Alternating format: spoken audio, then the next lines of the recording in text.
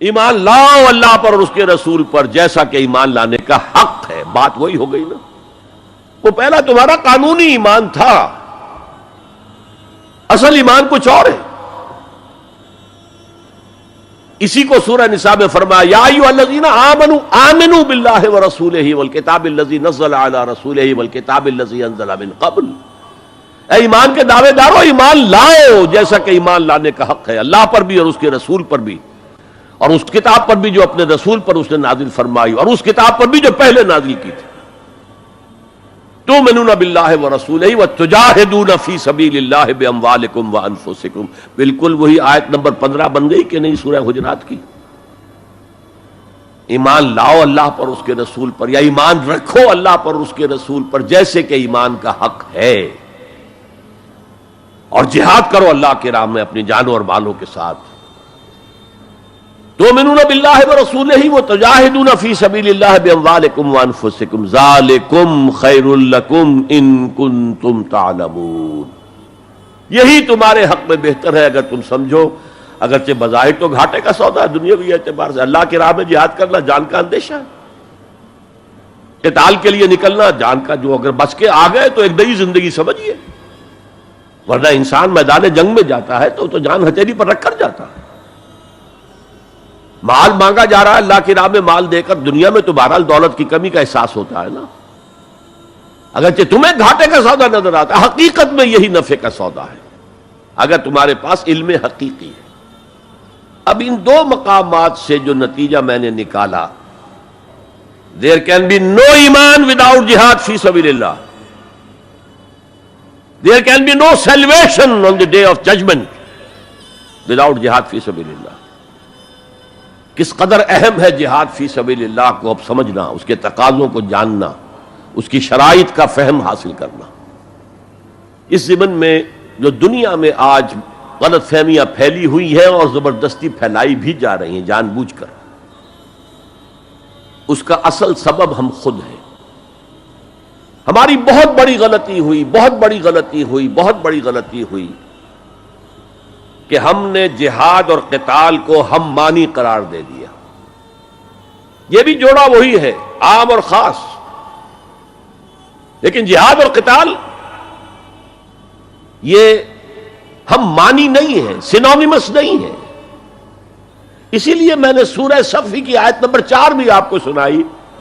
اب یہ اس اعتبار سے جہاد اور قتال فی سبیل اللہ پر قرآن مجید کی جامع ترین صورت ہے. کل 14 آیتیں. اس میں جہاد فی سبیل اللہ کا ذکر بھی ہے، یہ آیت نمبر 11 کے اندر، اور آیت نمبر 4 میں قتال فی سبیل اللہ کا حکم بھی ہے. ان اللہ یحب الذین یقاتلون فی سبیلہ صفا کانہم بنیان مرصوص. اللہ کو محبوب تو وہ بندے ہیں اس کے جو اس کی راہ میں جنگ کرتے ہیں صفیں باندھ کر گویا کہ سیسا پلائی ہوئی دیوار ہے. قتال فی سبیل اللہ، جہاد فی سبیل اللہ، دو اصطلاحات ہیں، ان کا مفہوم بالکل ایک تو نہیں ہو سکتا. ہمارے ہاں ان دونوں کو مترادف قرار دے دیا. اس کے نتائج کیا نکلے؟ قتال ہر وقت تو ہوتا ہی نہیں، لہذا جہاد ثانوی شے ہو گیا، اس کی اہمیت ہی نہیں رہی. وہ جو بیک برنر کی جگہ ہوتی ہے وہاں رکھ دیا گیا. بعض لوگوں نے ایک اور غلطی کی اس کے برعکس، جہاد کی اہمیت کے پیش نظر انہوں نے اسے ارکان اسلام میں داخل کر دیا. یہ بہت بڑی جسارت ہے، اس لیے کہ متفق علیہ حدیث حضرت عبداللہ ابن عمر سے میں سنا چکا ہوں 5 ارکان اسلام کے، اور حدیث جبرائیل میں اسلام کی ڈیفینیشن وہی 5 چیزیں. 6ٹھی چیز داخل کرنے کا کسی کو حق نہیں. ارکان اسلام میں جہاد فی سبیل اللہ شامل ہے، ارکان ایمان میں شامل ہے. There can be no ایمان without جہاد فی سبیل اللہ, and there can be no salvation. نجات کا کوئی امکان نہیں ہے اگر جہاد فی سبیل اللہ نہیں. ہم نے مترادف بنا کر ایک طرف تو سیکنڈری حیثیت دے دی اس کو, اور اس سے ستم بالائے ستم مسلمان جنگ کرے وہ جہاد فی سبیل اللہ ہے.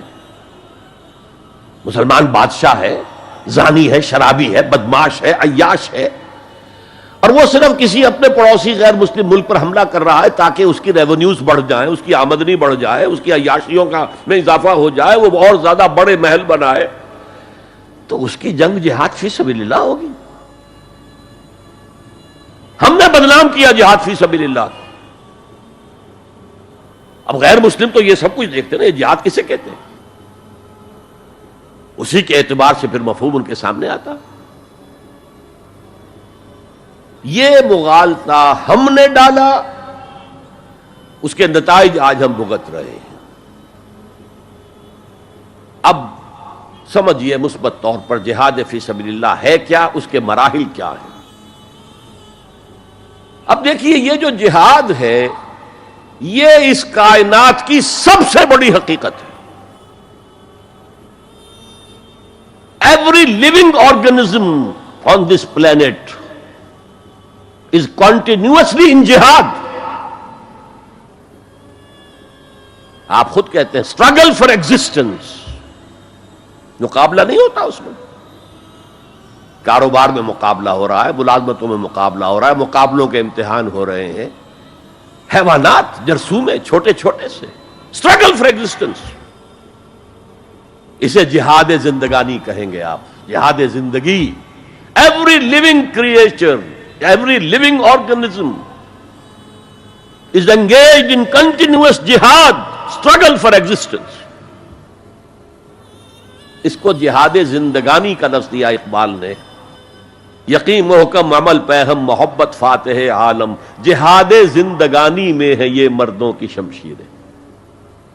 اچھا مسلمان بھی جب یہ کام کرتا ہے جہد للبقاء، اسٹرگل فار ایگزسٹنس، اگر وہ شریعت کے احکام کے مطابق کر رہا ہے تو یہ عبادت ہے.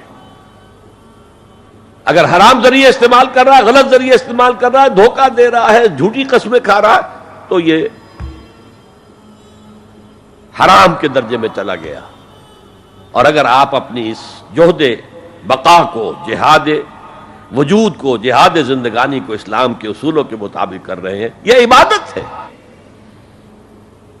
حضور نے فرمایا القاسم و حبیب اللہ، جو شخص محنت کر کے کماتا ہے وہ اللہ کا ساتھی ہے، اللہ کا دوست ہے، حبیب اللہ. اور سب سے بہترین کھانا بتایا وہ ہے رزق جو اپنے ہاتھ کی کمائی سے ہو، محنت، مشقت. بہرحال یہ جہاد کا ایک آغاز ہے. میں نے کہا تھا یہ یونیورسل فینومینن ہے، یونیورسل، اس کائنات کی سب سے بڑی حقیقت یہی ہے. اس سے اوپر اٹھیے، انسانی سطح پر سب سے بڑا جہاد اپنے حقوق کا حصول، the freedom struggle, the struggle for self determination. کوئی قوم آ کر آپ پر حاکم ہو گئی، اس سے نجات حاصل کرنا. یہ جہاد فی سبیل الحریت. فی سبیل کسے کہتے ہیں؟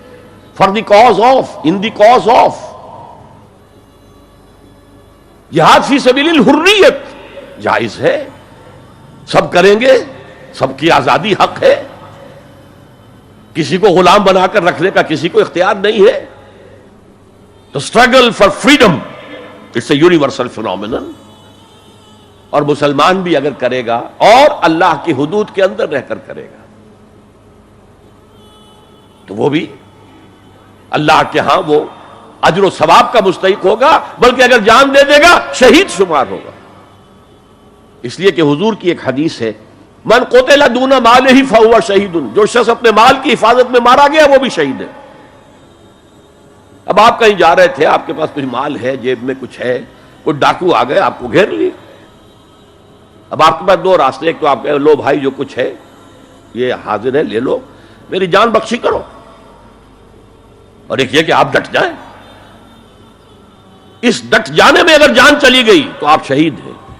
من قتل دون مالہ ہی، تو مال سے تو 1000 گنا بڑی شے ہے حریت، فی سبیل الحریہ. لیکن ہم نے کیا غلطی کی؟ فریڈم سٹرگل کو بھی جہاد فی سبیل اللہ کہہ دیا. بہت بڑی غلطی، جس کا سب سے بڑا مظہر میں آپ کو بتاتا ہوں. یہ مڈ 50s کی بات ہے. میں اپنے MBBS سے فارغ ہو کر منٹگومری میں، جو اب سائیوال کہلاتا، جا کر آباد ہو گیا تھا والدین کے پاس. الجزائر میں اس وقت فریڈم سٹرگل چل رہی تھی فرانس کے خلاف. تو اس کے لیے کچھ فنڈز حاصل کرنے کے لیے ایک وفد آیا پاکستان کے دورے پر.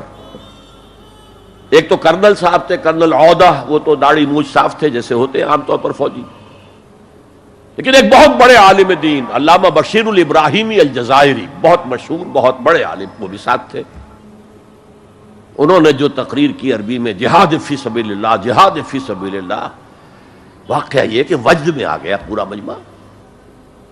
وہ لوگ تو وجد میں نہیں آ سکے ہوں گے جنہوں نے ترجمہ جنہوں نے سنا ہے، لیکن میں عربی سے واقف تھا تو میں واقعتاً وجد میں آ گیا۔ قرآن کا بیان، حدیث کے بیان، جہاد فی سبیل اللہ کی اہمیت، جہاد فی سبیل اللہ کا مقام و مرتبہ۔ اچھا جو بھی ہو سکا پیسے ہم نے جمع کیے، کمیٹی بنائی، تھیلی پیش کی۔ Now prepare for the shock۔ جب یہ جہاد کامیاب ہوا تو ایک سوشلسٹ ریاست قائم ہو گئی۔ How come? اگر یہ جہاد فی سبیل اللہ تھا تو اسلامی ریاست قائم ہونی چاہیے تھی۔ اگر درخت آم کا تھا تو اس میں نمولی کیسے لگ گئی؟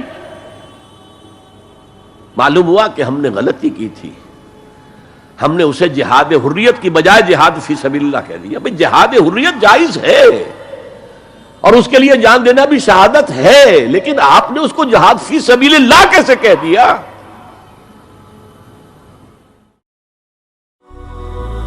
هي الحلقات تحفظني بآيات من القرآن، هي الحلقات تملأني بحب المصطفى العدنان۔